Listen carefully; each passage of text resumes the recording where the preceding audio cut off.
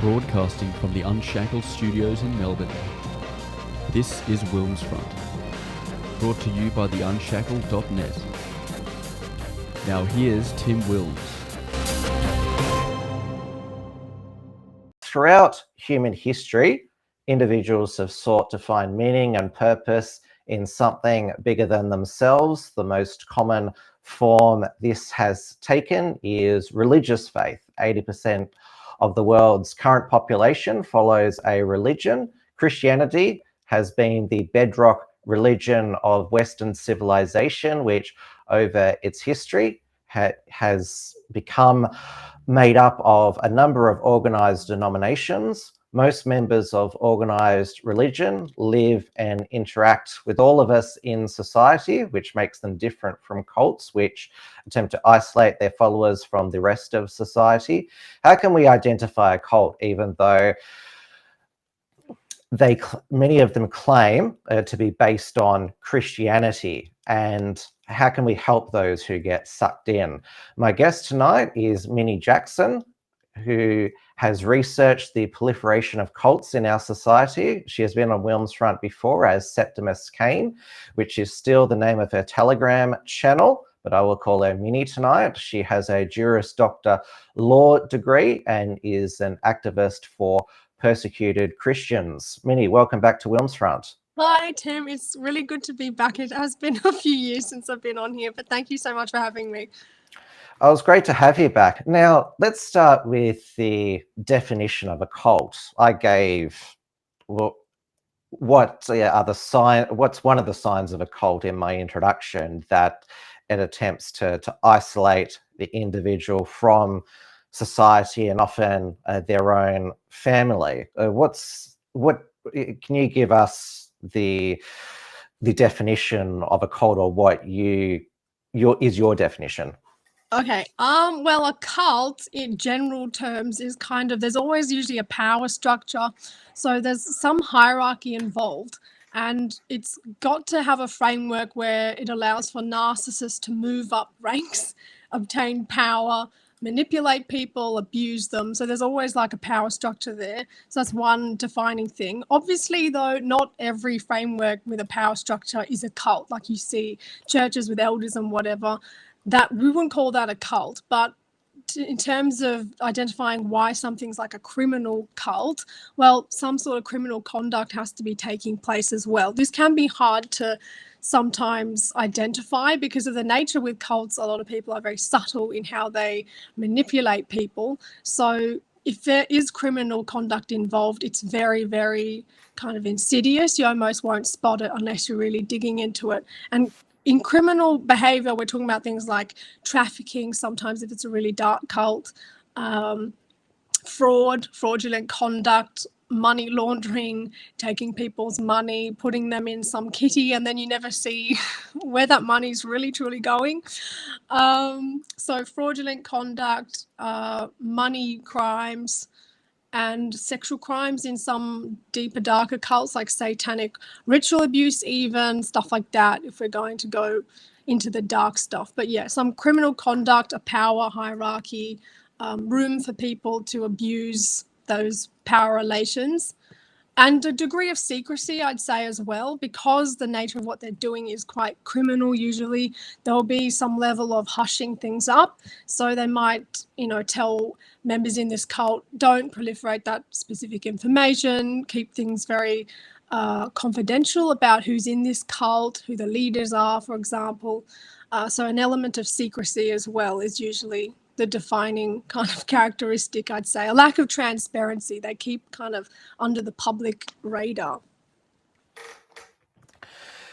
Now, the cults that are most inseared into our popular culture and our history are the ones that have ended up in mass suicide or terrorism. So obviously there's Jim Jones, the People's Temple, but of course it didn't start with Jonestown and drinking the Kool-Aid. There were several decades of him setting up the congregation in San Francisco and actually becoming quite influential in San Francisco politics. And then there is the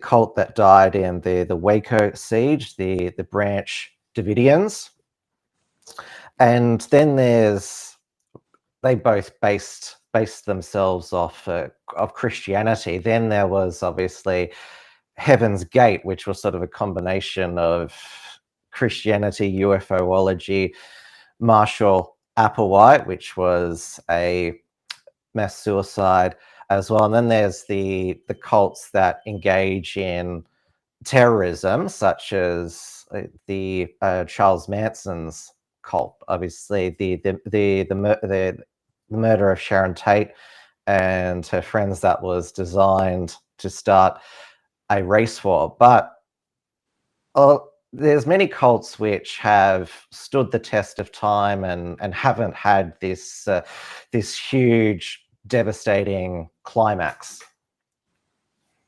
Yes. So some cults, they're not always outright, like big bad cults that you see on television where masses of people are being massacred or dying, or like you're saying, drinking the Kool-Aid and committing suicide and whatever. Cults come in many different forms. I'm finding the ones these days, they do, like you say, infiltrate Christian groups, a lot of them. I think for a couple of reasons, because some Christians can be extremely sheltered and gullible, actually, about the level of crime out there. They get sucked into Bible studies and that kind of thing. They might tithe to these people as well. So that's why a lot of cults target Christian groups or religious groups, because religious people generally, they're living by some moral order where, you want to help people, you want to give aid, you want to give tithes and finances and whatnot. So a lot of cults these days, even though they don't kill people outright, they might just take your money from you, drain you, drain members of the family, members that are involved in this cult. And it's just like a contagion. They rope people in, and it's a money-making business. I'm finding a lot of cults these days, especially cults from South Korea and other places in the world, they're coming to rich countries, setting up, groups here, and targeting unsuspecting civilians, getting them to tithe, and just making money off that. I find that's one of the most common cults these days. The South Korea, there's three prominent cults which will say that they're based on Christianity. And I'm not sure if you've watched the Netflix series How to Become a Cult Leader. Obviously, it focuses on the ones I mentioned before: Charles Manson, Jim Jones, Marshall Applewhite. But the final episode it's titled Become Immortal, and is focused on the founder of the Unification Church in South Korea, Sun Myung Moon, or they're also known as the Moonies. So, but they've managed to, all of these South Korean cults that are based on Christianity have managed to go to other Western countries. And it's also known as, they all have, this is going to be a theme with what we're going to discuss. They all have these different names, such as the Holy Spirit Association for the Unification of World Christianity and Family Federation for World Peace and Unification. Yeah. So I will say many of these people, like the ones you've mentioned, they are cults. Some people debate whether they're cults or not, because some people genuinely believe that these, that they're in a legitimate religious group. But for the sake of, this video, I'm going to call them a cult because I believe they are a cult. And yeah, they have different front names, oftentimes because when they're exposed too much and people start getting wind of what they're doing, they have to kind of go underground, maybe rename a few things, and then keep going and target other people who aren't going to know that they're actually part of these other groups. So there's a lot of renaming that goes on, like you say. But yeah, they have a lot of front groups. They start up like education centers, using names like Zion, or like Christian sort of slogany names like that. So it's very easy these days to get sucked into a cult just because you think you're going to a legitimate church. So you really have to dig deep into who these people actually are, you know, their background, what religions they've come out of before, like what organizations they were affiliated with before they set up this other group that you came into. And you've got to kind of do research there. Otherwise, they're so prolific, it's unbelievable. Australia is like under a cult crisis at the moment. People are getting sucked in on campuses where they work, you know, they're on the streets. I was approached the other day by someone where I am, you know, so they're right around the country. If people walk up to you and say, join a Bible study, but you don't know who these people are and you don't know like who's organizing these events, if they have some weird Christian slogany name that they can't really tell you much more about this organization, they're a bit kind of secretive about it, you kind of know you're probably getting sucked into a cult. So just be aware of terms like Zion education centers and that sort of thing, because they'll use those types of names. If I wanted to go to a Bible study, I'd ask for one recommended by you or my other Christian friends, such as Margot Huss. But you said that Christians, they can be gullible, naive, and that they just like, because they're already of the faith, and so they see these other Christians on the street. And is this also another thing why there's some who don't want to call the Unification Church, for example, a cult, because they don't want to make it seem like they're criticizing fellow Christians? Oh yeah, absolutely. Like a lot of the times people in these cults won't say they're actually part of these groups. Like they might be part of a cult group, but they won't say that's the organization they're part of. And because there is a level of, hang on a second, you know, this person saying I'm in this cult or whatever, and people are going to be like, hang on, that's really weird. So they won't say that. They'll just invite you to a Bible study. So it's up to you to sort of dig into it. But yeah, like you're saying, if you wanted to do a Bible study or something, do it through mutual friends, existing people in the church that you can trust. Otherwise, you don't know who these randoms really are. And often another defining feature of a cult is the devotion to the leader, and they claim that they have some sort of special connection with God, or that they're chosen by God. There, of course, is the, to put it into more popular culture terms, I'm not sure if you've seen the Simpsons episode, sect of cult, but the chant is no, no, no, no, no, no, no, leader. Is that like a Batman? Yeah, that's when like all of Springfield joins this cult, that's what they're saying. That's funny. Yeah, so just my experience with these cult people, they were on campuses. So I was approached like in shopping centers actually by a couple people, and this happened more than once. And people just like ask you, do you want to be part of this Bible study? Or they'll ask you to sit down for coffee and say, I'm doing this marketing survey. Do you mind if I, you know, get some questions from you and some answers from you? And you sit down with them, everything's dandy, you think you're making a legitimate friend.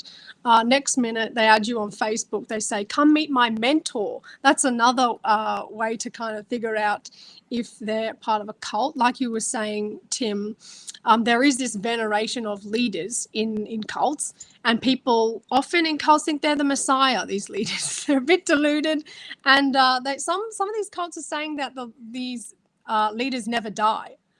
That's how ridiculous it is, and we know that that's a delusion. People do reach 100 and then kind of end up dead, but some people don't think that. They actually legitimately see these people as the savior. They're not going to die. They somehow are going to bring heaven onto earth. It's a delusion. And how did that happen? Just through a series of brainwashing tactics that make you venerate a specific person. And it's done, like I said before, under like fraud, because there's a level of deception involved. You think these people are the Messiah because they're telling you lies about all their great deeds and the miracles that have happened to them and whatnot. And some gullible people actually believe that.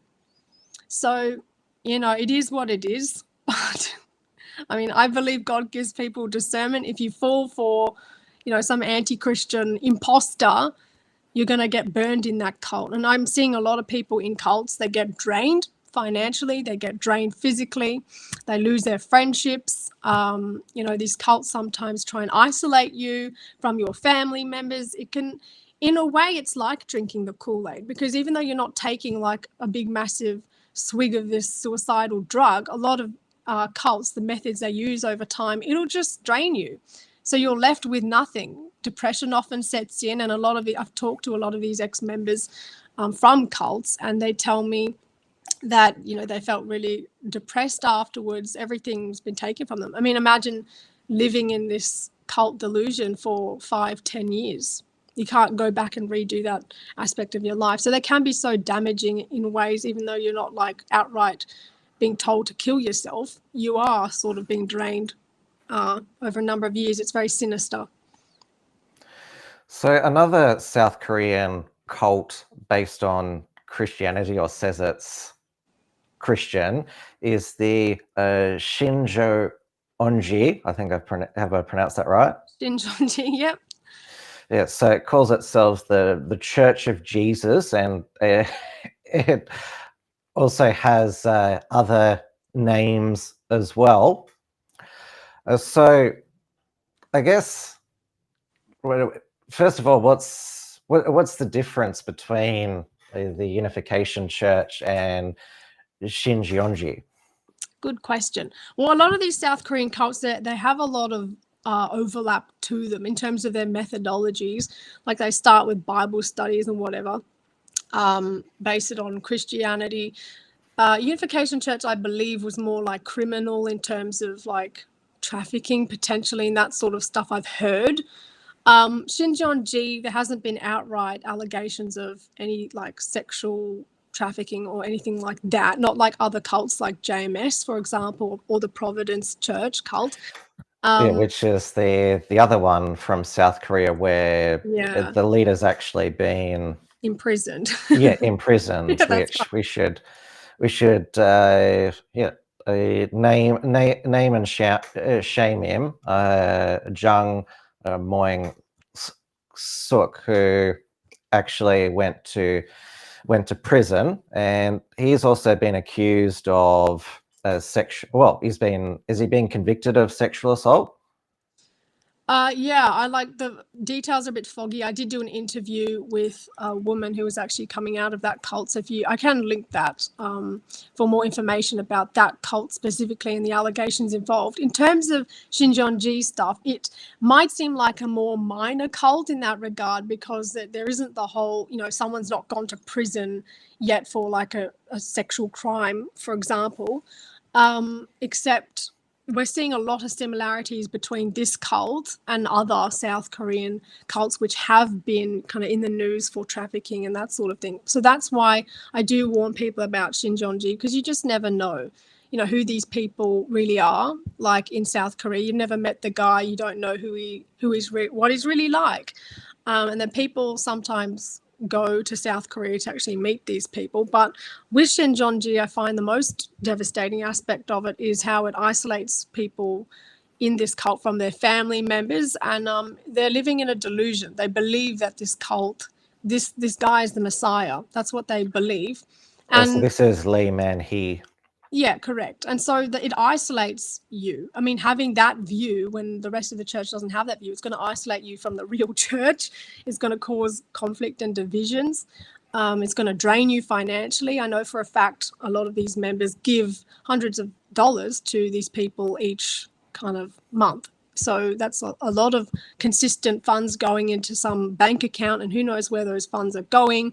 I don't want to sit here making up things I don't know for sure and state it as evidence, but it looks very similar to these other cult operations, and to call it a legitimate church, I think is ridiculous, frankly, because there's a lot of secrecy involved in this cult.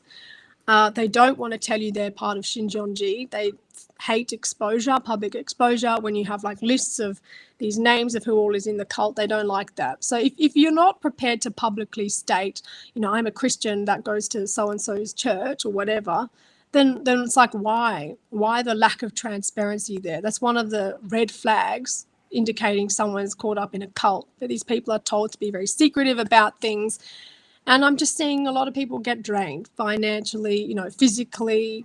How much money are we talking about? Because obviously traditional Christian churches have the collection plate.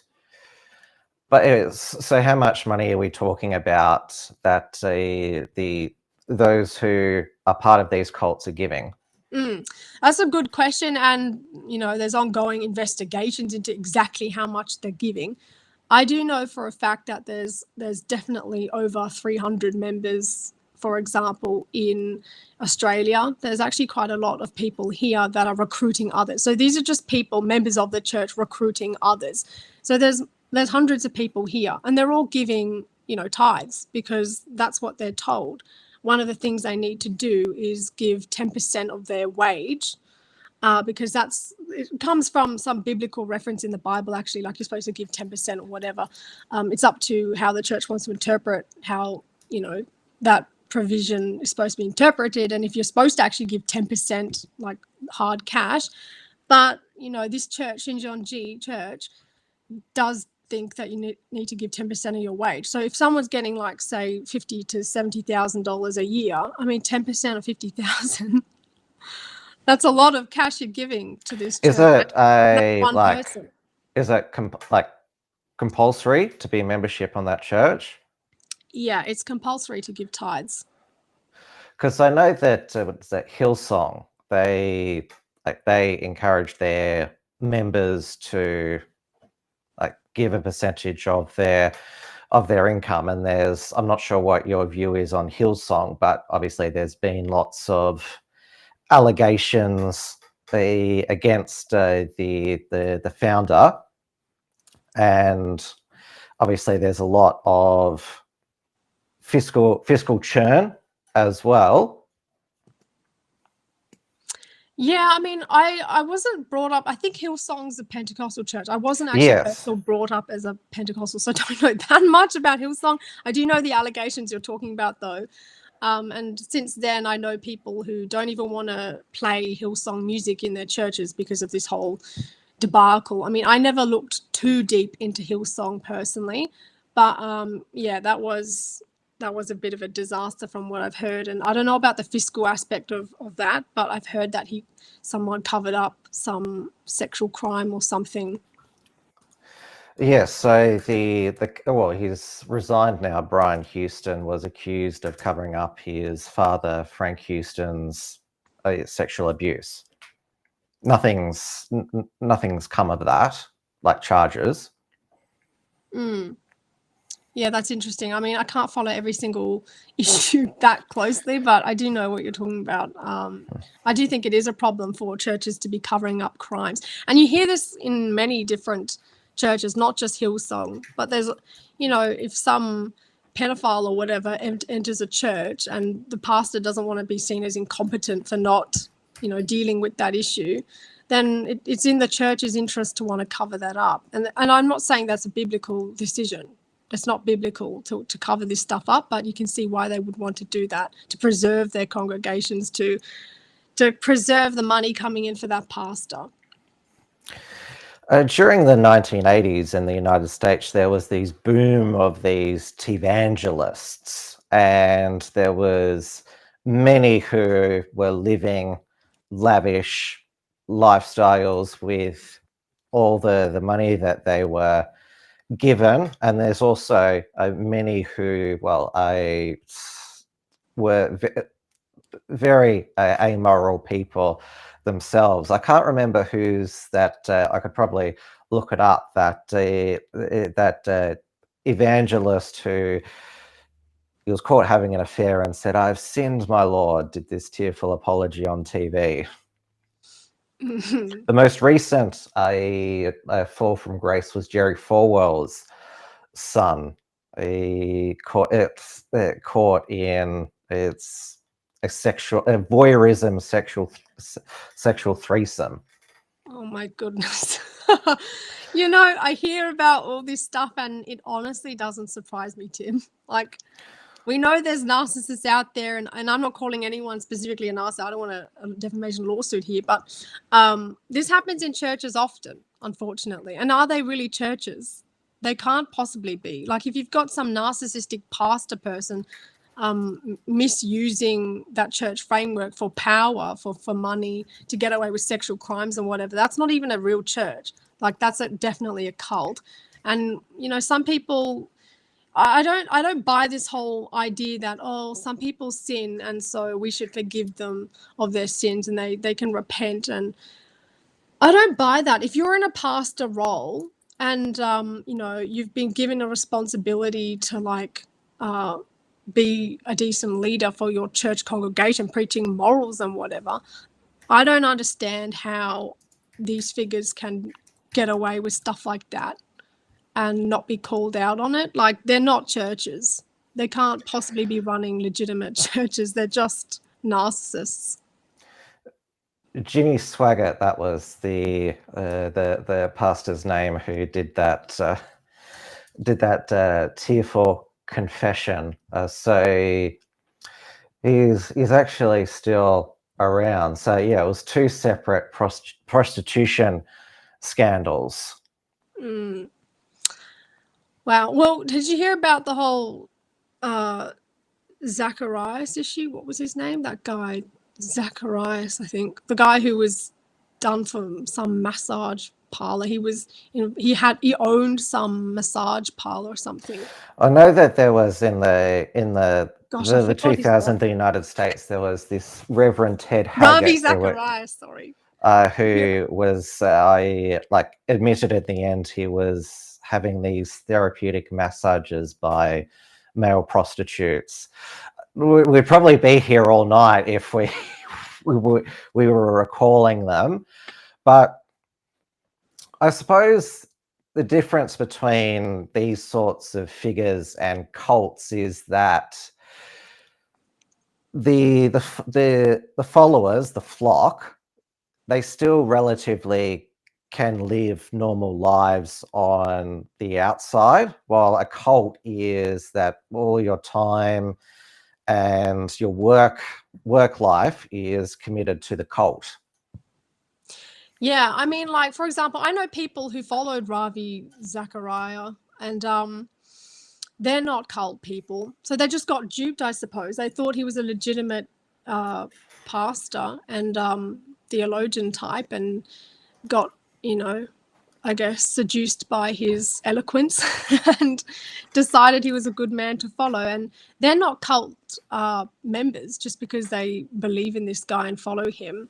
But I think the difference between that and like an organized cult, like, I've seen documentation from how some of these organized cults operate. They've got like Excel spreadsheets up about like who they're going to call that week in terms of pastors they're going to make contact with and try rope into these studies. It's all done in a very coordinated fashion. So I think, yeah, there's definitely a difference between someone who's just fallen, who happens to be leading a church and has duped a bunch of church people there. There's a difference between that and, you know, just a sinful idiot pastor, and then like a coordinated cult leader who has got like Excel spreadsheets and like funds going into specific bank accounts and that kind of thing. There's a difference there.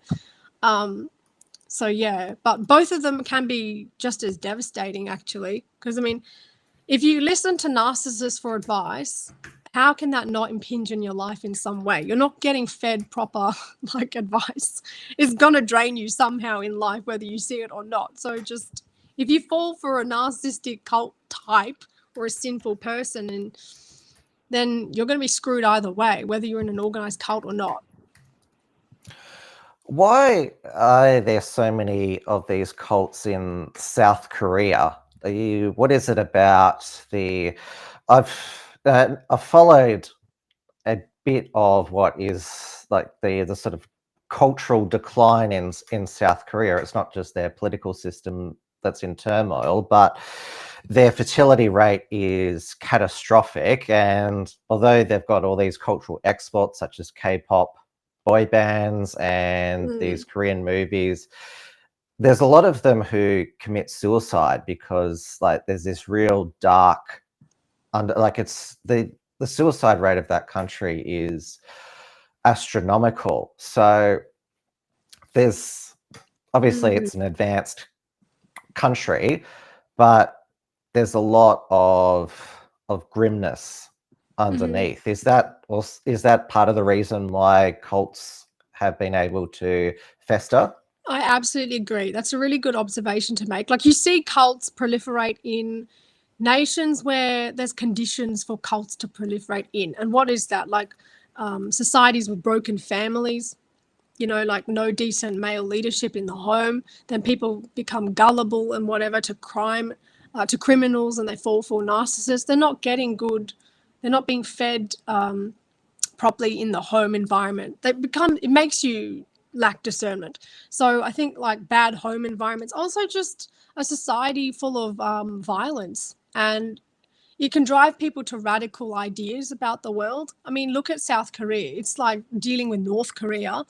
I know that people there are like conscripted into the army and stuff like that. They have to do, like, the young males need to do like mandatory military service and all of that kind of thing. I mean, they're exposed to a lot more violence than other nations, maybe, especially here in the West, where we're not exposed to that level of persecution and violence and grimness. So I think those conditions certainly breed radical behaviors and kind of drive people into looking for savior figures, I think. So that's one issue. And the other issue is it's just not policed very well. Like, to stop a cult, you need good fraud lawyers and good law enforcement. And over in South Korea and some of these other Asian provinces, I mean, when you're dealing with attacks from other nations like North Korea, whatever, you don't have all that funding necessarily to go into stopping crime, like on the streets and whatever.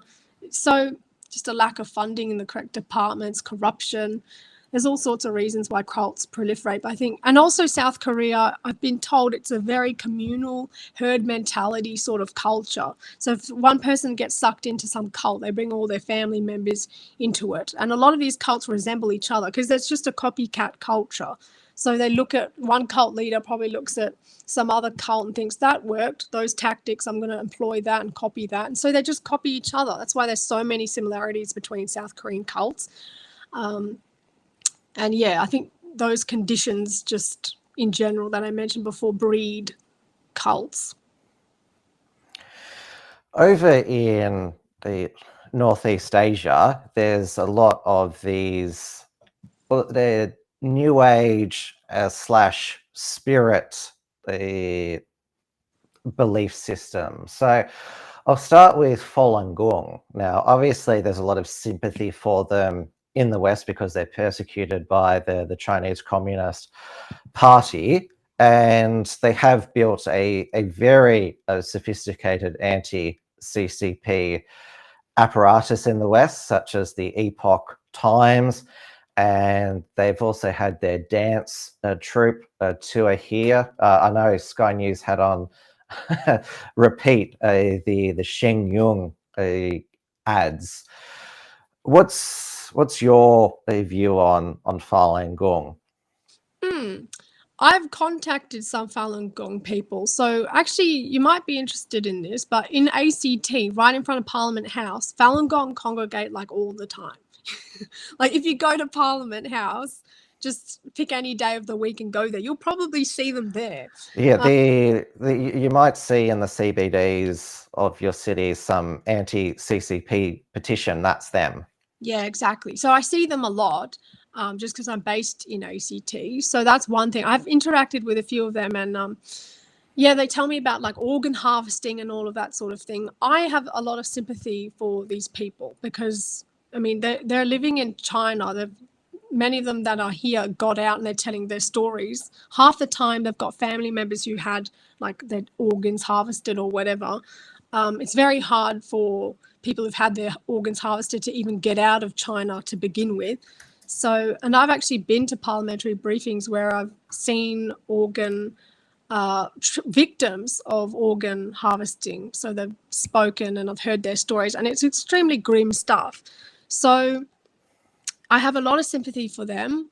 As for their religion, I mean, I'm a Christian first and foremost, so I would say maybe their doctrine's not the one I would personally follow. But yeah, I've got sympathy for them because they're doing something against the Chinese Communist Party, along with the Christian church there as well. And I've heard Uyghur people also get severely persecuted. as well over there. So yeah, it's a Yeah, the complicated issue. Muslims in Xinjiang province, where Yeah. yeah, it's well, what the CCP is trying to do to them is like forced assimilation, because there's only one body that you're allowed to really worship in People's Republic of China, and that's the CCP. Yeah.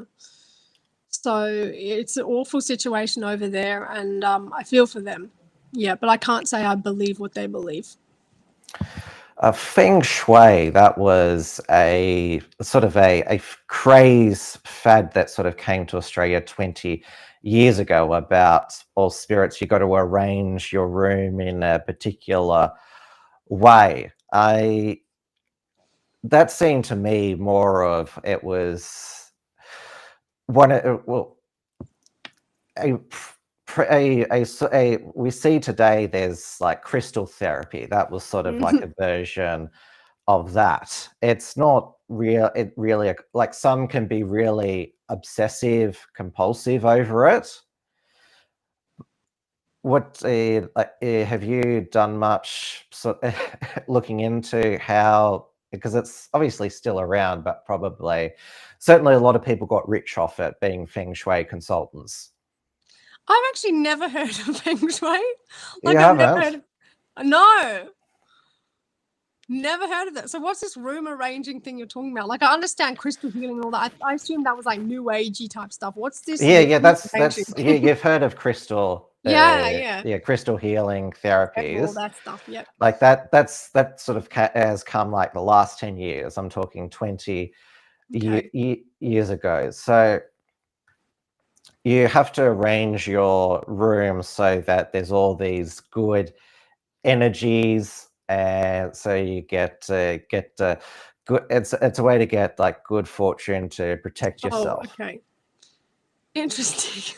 I can't comment too much on that just because I don't know much about it, but that sounds just deluded to me. What's that going to achieve? Other than just making you just drained to want to clean your room. Like, what? No, I don't understand that logic. I mean, yeah, like these sorts of like, That's absurd. yeah. That's actually absurd. So apparently, like you like what I know of it, you've got bad feng shui in like the camera angle you've got set up, because you've got the door behind you. Just like yeah, and so some different?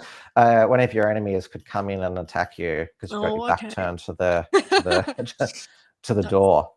An odd one. I've never heard of that, but I should look into that now that you've mentioned it. Although we talk about like the sorry, do you want to talk about like the Islamic cult at all? Oh well, this totally is up to you. Yeah, yeah, obviously Islam, there's if you leave, like the thing about Islam is if you leave, there can be, well, deadly consequences. Like with Christianity, like it's so common to hear like a lot of Australians say today, I'm a lapsed Catholic. Like the Catholic Church doesn't go and hunt you down because you haven't been to church in 10, 15 years. And obviously there's a lot of their practices which, well, we consider barbaric, such as female genital mutilation. Like I also think it's wrong like to like make little girls wear the headscarf.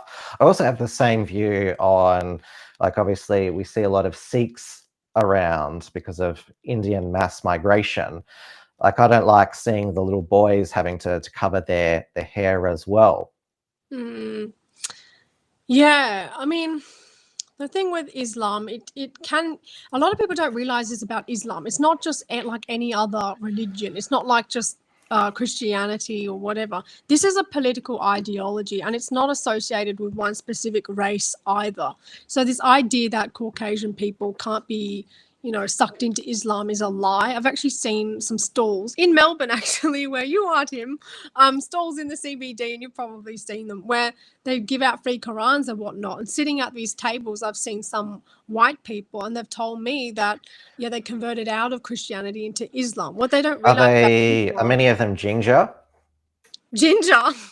Yeah, because there was, when ISIS was on its destructive, sadistic rampage, they used this white convert. He was known as the ginger jihadi, and it let this focus on that there was actually quite a few of these like ginger Islamists. Wow.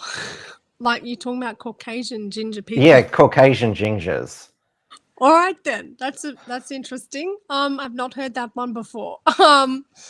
But Islam, it's different to other religions because it's a political ideology. They do actually want to make Australia into an Islamic caliphate. That is the goal. They do breed people specifically for the purpose of, infiltrating the country basically in all our institutions and to Islamify it. That is the goal there. And it's also incompatible with Australia's human rights laws. So a lot of people, they have a very surface view of what is in the Quran, but there's actually verses in there that say, you should kill and maim non-Islamic people. And I think only if the government understood this, or our, immigration departments understood this, they would try and find out if people were Islamic before actually bringing them in. They've got to vet them properly.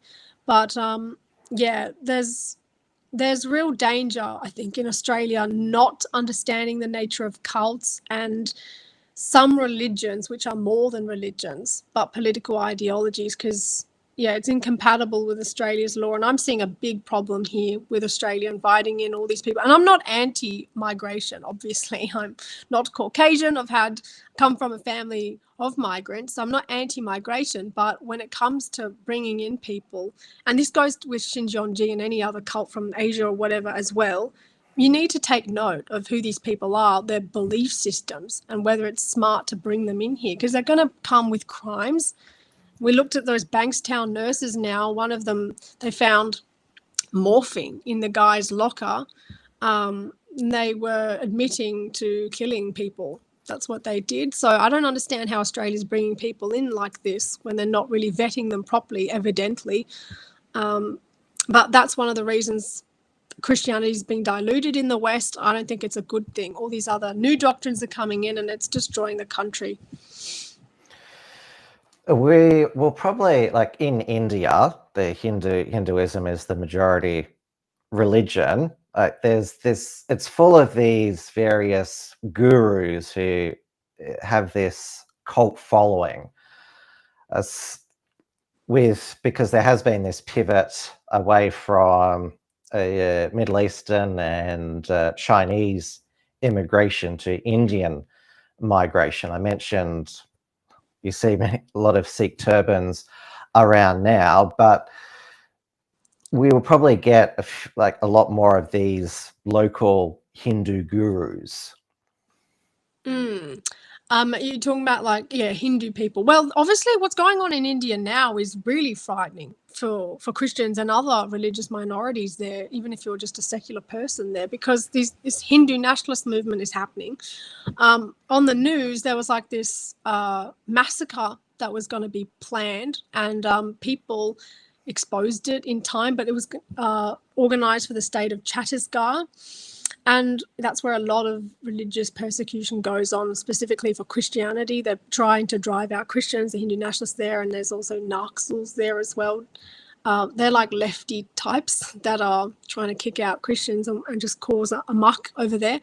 And so India's going through its own issues, and that's close to my heart as someone who is from, an Indian background. I've been to India many times, and you've got some regions in India where there's, for example, in the capital of Kerala, there's a temple there, there's a Islamic mosque there, there's a church there, all on the same street, and that's fine. No one thinks that's anything, it's not an issue. But then you go north to the north regions of India, and there's no like churches down there, or if there are, they're being heavily like graffitied and destroyed. People are driving out Christians there. So India under Modi and this national Hindu movement is causing a lot of problems for people down there. So that's, I guess, another cult, this Hindu nationalist issue. And we're seeing it spill over into Australia. It goes viral it went viral recently, the mini riot in the Melbourne CBD between the Hindus and the Sikhs. And then in Canada, there was this massive riot in Brompton, in Ontario. Some Sikhs had attacked a Hindu temple, and then they wanted revenge, and they were stopped by the police there. And the way that some of these Hindu and Sikh radicals like carry on in like, they remind me of Islamists, like shouting, pointing their finger. Yeah, you're completely right. I mean, what's happening with the Hindu nationalist movement, like in India, they are acting like Islamists. That is a fact. They're violent, no regard for anyone that's not of their religion. Yeah, a lot of these religions, actually. Even like you take something like Buddhism, for example. Everyone thinks Buddhist regimes, they're like, oh, into healing and peace and meditation, whatever. I mean, go to Burma or something like that. It's like Buddhist regime there. What's going on there? They're killing Christians. So whenever there's like some religion that's not Christianity, you've got to just inquire a bit and figure out what these people really believe. Because a lot of them are perpetuating violence. That's what's in their religious books and whatever. And one thing that stands out about Christianity is it doesn't promote violence. And the Old Testament is different to the New Testament. But Jesus was not a proponent of violence. So I think that's one thing that this country does well, Australia, is it was founded on Christian values, and that's why it's doing so well. All these Islamic people, all these Hindu people, Buddhist people, they all want to come here, but they never ask why. They want to come here because it's a country based on good principles and morality and peace. You get peace here. It's a safe haven. It's a refuge, really. And people from all these other war-torn regions full of persecution, they want to leave those regions and come here. So I think we need to ask why that is and what religions are actually good when it comes to governing nations and making them secure, good places to live. Obviously, Australians, they spot the obvious like cults, pseudo religions such as Scientology. I mean, it's the free personality tests. Most Australians are aware of that, and the e-meters, and how ridiculous that all is. Although should be careful though. There, of course, is that South Park episode where it ends, "We're going to sue you for saying all this stuff about Scientology." So there's an awareness of cults, but not sort of, and obviously they're like the ones that another one that people consider a cult is because it is isolationist Jehovah's Witnesses. Like they know that the Watchtower is the Jehovah's Witness publication. Yeah, when it comes to Jehovah's Witnesses, I've heard it's a cult. I actually don't know too much about that, to be honest with you, Jehovah's Witnesses. I never really looked that deep into it. I do know one guy that was now not in Jehovah's Witnesses. He became a New Age sort of person and abused people in that. So I've heard there's like abuse allegations and whatever associated with Jehovah's Witnesses, but no, I don't know any details really about it. Sorry to be boring. Well, let's turn to now, when it comes to political ideologies, political organizations, the term cult is thrown around quite a bit. I thought I'd mix up tonight's show. So I've been noticing that a lot of the Democrats leftist progressives on social media calling MAGA a cult, and they've been spreading this video. So I thought, you haven't seen this, so I'd be eager to get your thoughts on it. This is how apparently MAGA is a cult. America is a land of freedom, independence, and individual thinking. But sometimes an idea comes along that's just a little different. And before you know it, whoops, you're in a cult. Honey, where are my eggs? Dear leader says Joe Biden took them. The signs are crystal clear. Learn how to spot them in How to Know You Are in a Cult. First sign, good leader. For a cult to work, it needs a good leader, and a good leader is never wrong. If something bad happens like high gas prices, a recession, or even a plane crashing, President Trump says it was Joe Biden. he needs to be able to shift the blame. Second sign, don't question. In a cult, questioning the leader can be dangerous. The moment you think for yourself, poof, you disappear quicker than an aging wife. Third sign, loyalty wins. A good cult leader must reward loyalty. And if you're a billionaire, well, you can do whatever you want, even to the least deserved. Fourth sign, see things his way. Even if you saw things with your own eyes and ears and every shred of evidence points in one direction, if he says otherwise, see things his way. So how do you know you're in a cult? Simple. If your leader is never wrong, punishes his enemies, and lets his richest friends run amok while convincing you that everything bad is someone else's fault, well, congratulations. You are in a cult. That was so funny.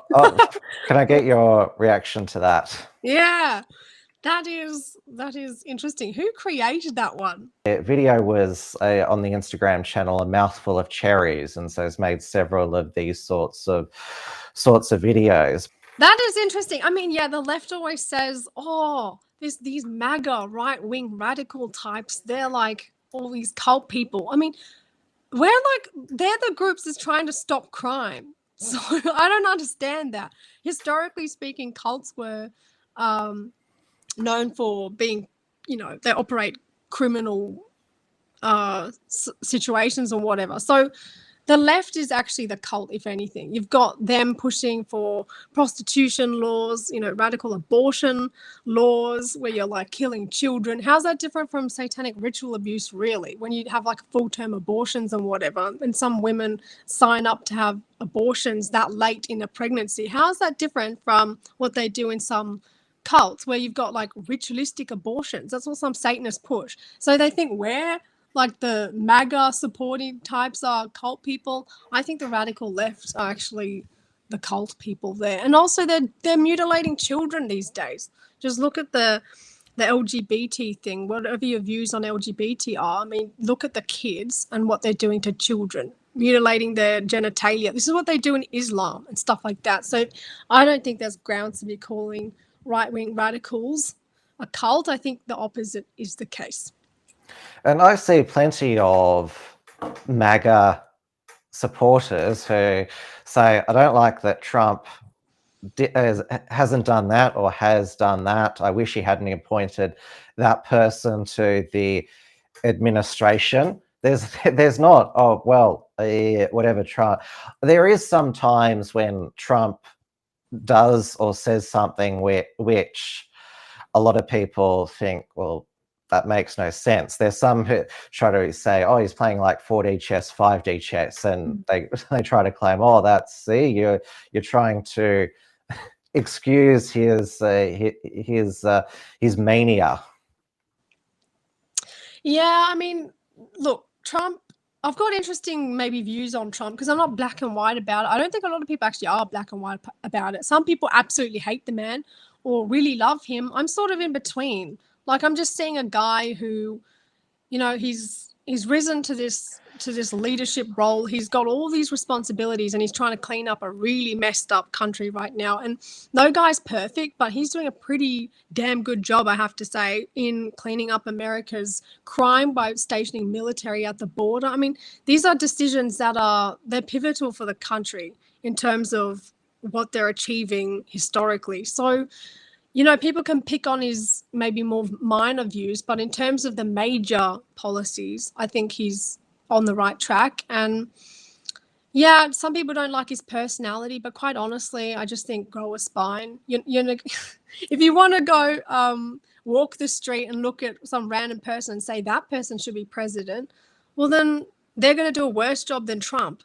So, you know, some people rise to these positions because they're actually competent enough to do it. And some people can't admit that that's why he is the prime president of America, because he actually is competent to do that role. And not a lot of people can handle the economy. And, you know, he doesn't have dementia for one thing. So, and he's got all this experience. So I think he is actually the right person to run the country at that time. And a lot of people disagree just because they think he's aggressive or whatever. But you've got to look at what people do, not so much what they say. People can say anything for publicity reasons or other strategies. And I'll give you one example. So, you know, did you see that Trump Gaza video? Like, he shared on Instagram? Yes, I thought it was hilarious. I know a lot of people were just like, what the heck? Like the whole world turned upside down because we're not used to seeing political people operate like this.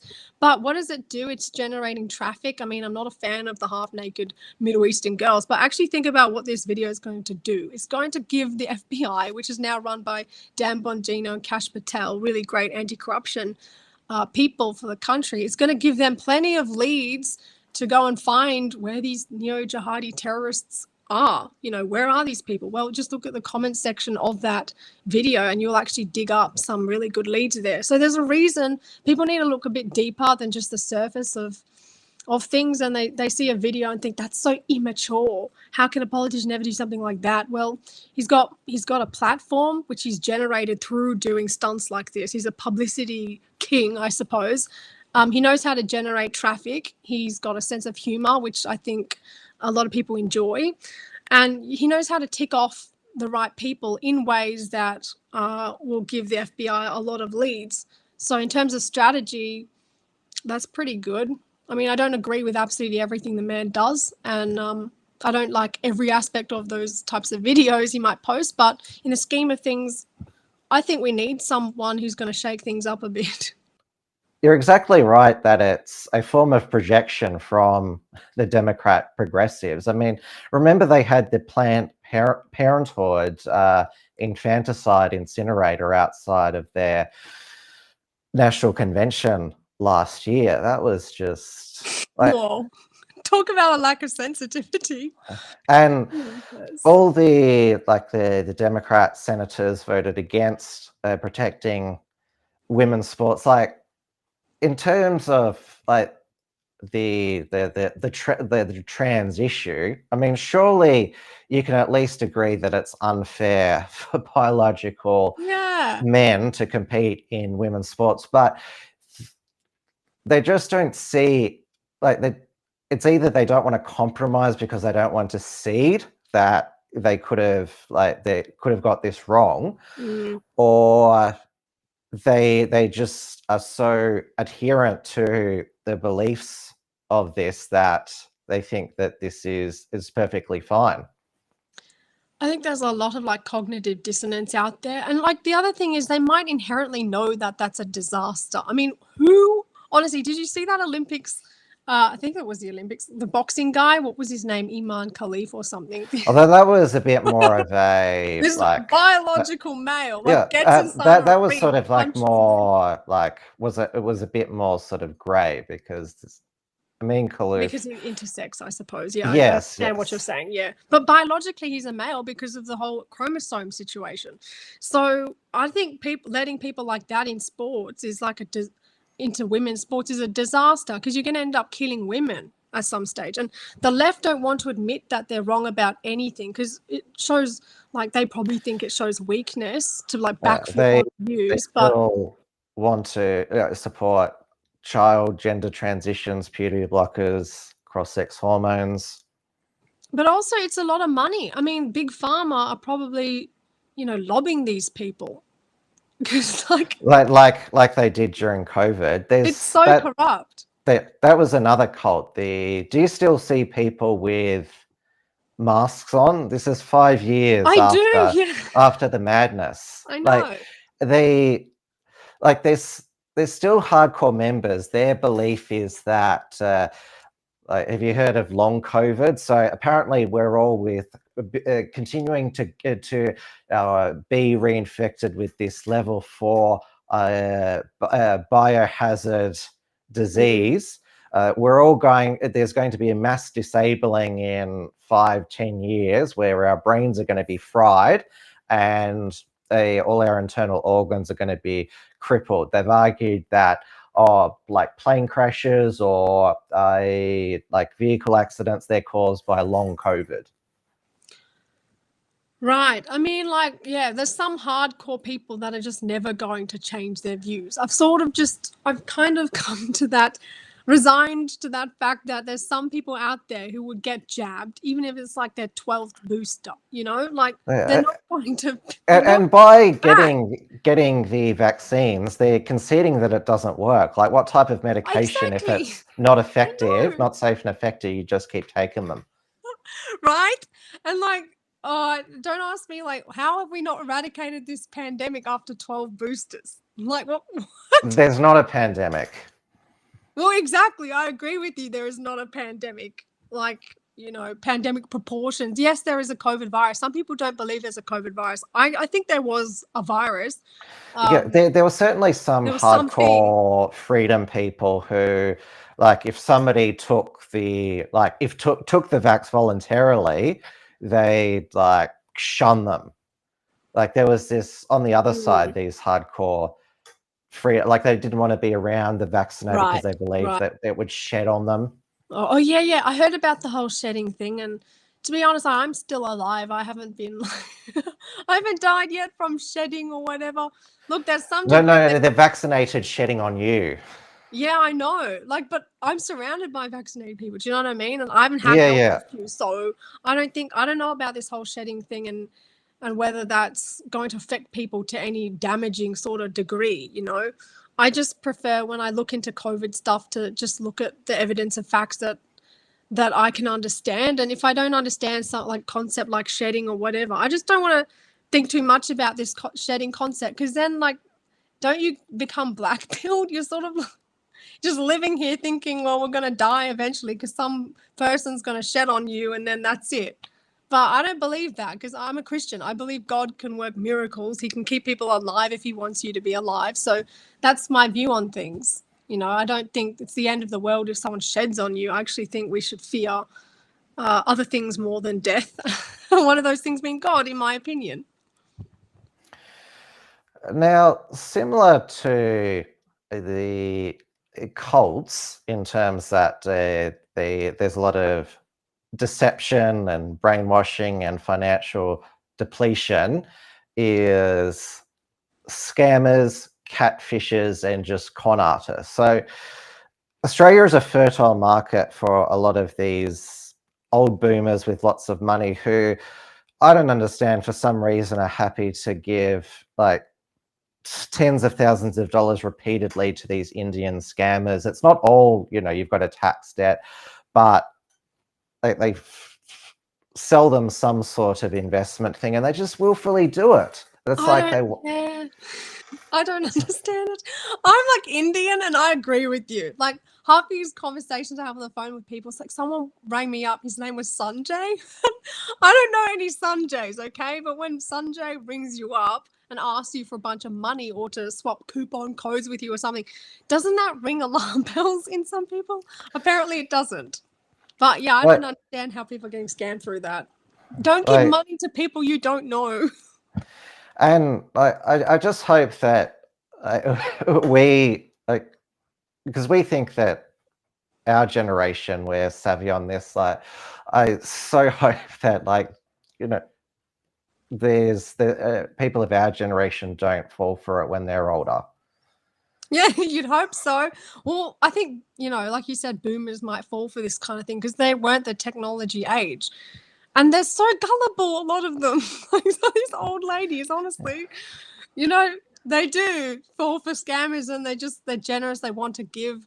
Like, honestly, some of their husbands have died who would otherwise have told them, don't give this guy money. So they prey on widow types and people who just maybe are a bit gullible there. And I don't think that'll happen to our generation. You would think and hope we're a bit more savvier than that. But I think we'll be dealing with a lot worse issues than Sanjay. I think we'll be dealing with cyber attacks. So that's our whole issue and warfare. Well, So people of our generation can be susceptible to online catfishes because of the prevalence of online dating and the apps. So, and it's often women who believe that they've met the dream guy, right. and they can chat for months and months and months and not meet them and hand over money, or it can be a real life relationship. It could go on for several years, but it's just designed to get finances from them, and sometimes it can just be that it's a whole sort of like family operation where just take all your possessions from you and then disappear. Right. Oh my gosh. Now we're talking about some really depraved sort of stuff. Like people who actually are so low that they're going to get into fake relations with people over a matter of months. Honestly, there's better ways to get money from people than that. What kind of mastermind criminal sits behind a computer, drafts up some strategic plan on how to like date this particular woman and extract money from her? That's so time consuming. Quite honestly, these people have nothing better to do than to try that tactic to gain money. There's easier ways to gain money than that. I don't understand people like that. Well, and then there's your old-fashioned con artists, like, what is that? Belle Gibson has been back, and the worst thing about that is because, well, I think it's because she was a pretty young woman. Like the mainstream media got sucked in, and what is it? I think one of the morning show presenters said, "You look very good for somebody who's had cancer," because she never had cancer, and she got a Apple Watch deal for a book, The Whole Pantry, and Lisa Wilkinson at Women's Weekly gave her an award. Oh. Oh my goodness. That's ridiculous. So you're telling me this woman never actually had cancer? No, she claimed that healthy eating cured her cancer. Oh my gosh. Yeah, you see all these other health guru type scam people too. And a lot of these new age people, like if they're a new age person selling you like tinctures or something or some retreat or whatever, they get a lot of money doing that too. Because do you know how much people shug out for these sorts of spiritual retreats? And they're just nonsense, Well, you there drink, was that. you go on a fast for a week or whatever. And I'm not anti-fasting, but geez, just why do you need to go on an expensive retreat just to do that? It's a money making thing. There's a woman who died last year drinking a deadly mushroom smoothie at a health retreat. That's extremely unfortunate. All I can say is, like, do the research before you take any of these things. I'm not anti naturopathic methods. I'm actually pro that. I'm not a fan of allopathic type of methods and drugs and whatever. So yeah, I do a lot of supplements and that kind of thing. But just know what you're doing and don't like overdose on some mushroom you don't even know anything about, clearly. Why? It's just such a waste of life. The reason I've brought all this up because the way they get people in is similar to how cults operate. Like, I come to this retreat. This is this new way of living. And we've got this new holistic approach, and often it involves isolation as well. So That's true. Yeah, there's all these different warning signs, whether it be cults, like new health craze, or That's very true. I never really thought of it like that, like some of these spiritual retreats and health gurus being cult leaders out to get people. I think in like the naturopathic realm, yes, there are some people that go on these retreats and they're run by decent people who actually believe, they've got qualifications. It's not like they just went on some YouTube tutorial to figure out how to heal people. Some of them are qualified types, and they're doing the right thing, they believe. And then, but with health, you're always taking a risk. If you're going to say, I'm not going to take these allopathic methods and I'm going to do this, and that's your choice to do it, and people genuinely believe they're doing the right thing, I don't think you can call that a cult. But if people have set up an organization designed to actually get money off people, and they know what they're doing is not going to heal people from cancer or whatever, I think that's totally different, and that's completely negligent. But they're two different things. Now, you're just finished a law degree, Juris Doctor. So what is, because I listened to you on another podcast, Cultivated, which is by a cult survivor, Sally. So I'll put the show into the chat. Awesome. So you spoke about that it's complicated to try and legislate protections to protect people from cults. Yeah, it can be tricky just because people can misuse legislation. And I said that in the Cultivated podcast as well. People can misuse broad legislation. And if you're going to have like a cult act or something, it's got to be incredibly specific, well drafted to the point where you safeguard people who would otherwise be targeted by those. Is there a precedent? Like, is there good legislation somewhere in the world? To be honest with you, I haven't personally come across like a cult act yet. I should probably dig a bit deeper into that and look at what other nations have done, maybe even South Korea. But you would think they would have dealt with this issue. But I haven't seen a specific cult act. All I can say is when it comes to cults, usually, like the darker ones involving law enforcement, they're involved in crimes. So you look at the criminal code and you can get people on a lot of those crimes, So you don't necessarily need a cult act. Does that make sense? Like, if they're not doing something that's actually criminal, like in the criminal code, what can you get them on? You can't take someone to court just because they've been narcissistic to you. Do you know what I mean? It's very difficult there. Otherwise, most of our politicians would be in jail. Exactly. That's the point. That's why you can't just have a cult act that's so broad and can take down anybody. It needs to be targeted specifically and in a way that's going to actually stop the issue you're trying to stop. And also just being aware of, if looking at the signs, if a family member or a friend has joined a cult.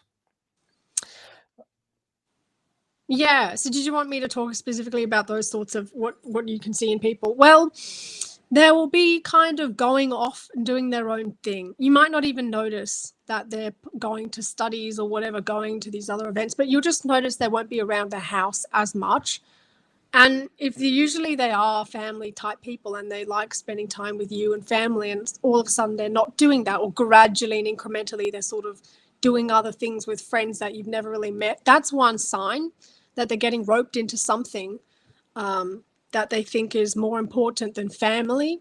And usually that's some sort of religious idea that they're getting caught up in. So that's a big red flag when they start, ignoring family or whatever. And I'm not saying all cult people do ignore family. A lot of people do make time for family, but you just notice that they're not making as much time, for those things that they used to do. They might not have time for hobbies and stuff like that anymore because they're busy doing cult stuff. Part of these cults being in cults means they're being asked to tithe, they're being asked to work and recruit other people into cults. They want to keep you sucked into the cult, these leaders, so they'll keep you busy. So you don't often have a lot of time for art and that kind of thing. So if they stop doing hobbies that they used to find fun, that when you're talking to them and you bring up, are you in a cult or whatever, and they flat out deny it or get defensive and that kind of thing, like they might lie about where they're going as well. That's a big one. When people start lying about where they're traveling and stuff like that. That's another one. If you've noticed they're not having as many funds in their bank account, can't fund holidays and things like that, like they usually would be able to, you start wondering where's that cash going. So that's another red flag. You'll see changes in their behavior too, because part of the brainwashing means you're taking someone's personality away from them. You're making them into some like sheep that operates for this cult. They almost become like a robotic version of themselves. So you will notice changes in their behavior too, and they won't always be great ones.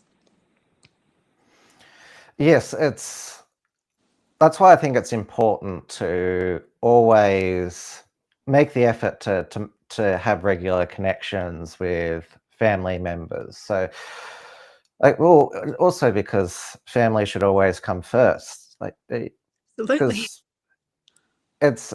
because obviously, if you're not really communicating with them, you're not really going to know that they might have been sucked into a cult. So it's obviously a key message, I think, is to like protect our society from cults, is just to have maintain those connections. Australia it's losing that family and community. I think so. Community connections. Like you could be living next door to a cult or a meth house and not even know it. That's the sort of like, there's no hello neighbor these days as much.